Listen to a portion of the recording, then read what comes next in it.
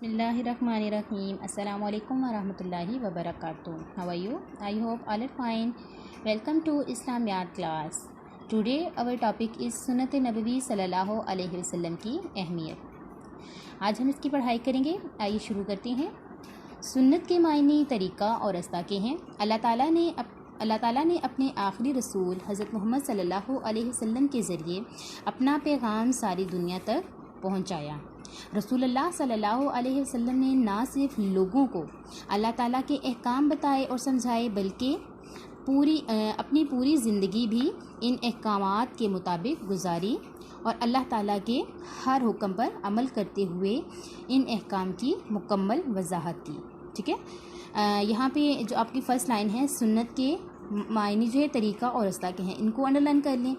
جو آپ کے مین پوائنٹ ہوں گے آپ جو ہے لیڈ پینسل ہاتھ میں رکھیے، مین پوائنٹس کو جو ہے وہ آپ انڈر لائن کرتے جائیے گا. ٹھیک ہے، آپ صلی اللہ علیہ وسلم کی زندگی کا ہر عمل اور طریقہ سنت کہلاتا ہے. اس لائن کو بھی انڈر لائن کر لیں، یہ آپ کا حصہ معروضے میں ایز اے کویشچن بھی آ سکتا ہے.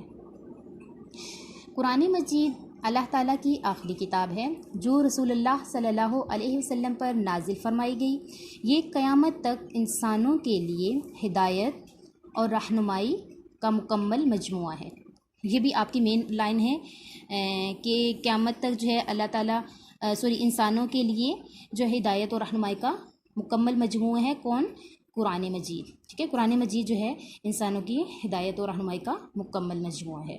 زندگی سے متعلق تمام احکامات قرآن مجید میں بیان کیے گئے ہیں، لیکن ان احکامات کی مکمل وضاحت ہمیں رسول اللہ صلی اللہ علیہ وسلم کی زندگی سے ملتی ہے.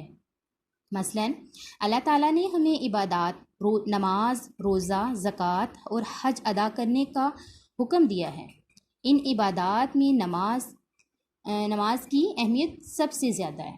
ٹھیک ہے، نماز کو سب سے زیادہ اہمیت حاصل ہے. قرآن مجید میں کئی بار نماز قائم کرنے کا حکم دیا گیا ہے، لیکن نماز کے اوقات اور ان کو ادا کرنے کا طریقہ ہمیں آپ صلی اللہ علیہ وسلم کی سیرت سے ہی ملتا ہے. دوسری اہم عبادت زکوٰۃ کی ادائیگی ہے، لیکن زکوٰۃ کا نصاب، ادائیگی کی شرح اور حقداروں کی تمام تفصیلات قرآن مجید کے بجائے سنت نبوی صلی اللہ علیہ وسلم سے ملتی ہیں.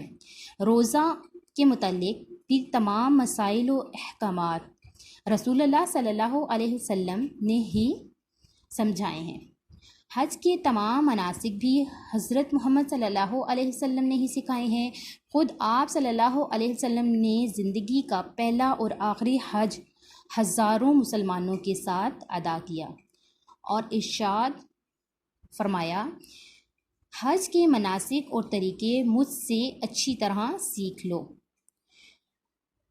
قرآن پاک کی سورۃ آل عمران میں اللہ تعالیٰ ارشاد فرماتا ہے، ترجمہ: یقیناً اللہ نے مومنین پر احسان کیا کہ انہی میں سے رسول بھیجا جو انہیں اس کی آیات پڑھ کر سناتا ہے اور انہیں پاک کرتا ہے. ان کو کتاب و دانائی کی تعلیم دیتا ہے. یقیناً یہ اس سے پہلے کھلی گمراہی میں تھے. سورۃ آل عمران کی آیت نمبر 164 ہے. ٹھیک ہے، 164. سنت نبوی صلی اللہ علیہ وسلم کی اہمیت. قرآن مجید میں نبی اکرم صلی اللہ علیہ وسلم کی شخصیت کو مستقل رہنما اور بہترین قائد کی حیثیت سے پیش کیا، جیسا کہ قرآن مجید کی سورۃ الاحزاب میں ارشاد ہے، ترجمہ: یقیناً تمہارے لیے اللہ کے رسول صلی اللہ علیہ وسلم کی زندگی بہترین نمونہ ہے. دنیا میں اس وقت کوئی دین ایسا نہیں جو اپنے احکامات عملی نمونہ کے ساتھ پیش کرتا ہو. یہ اعزاز صرف دین اسلام کو ہی حاصل ہے.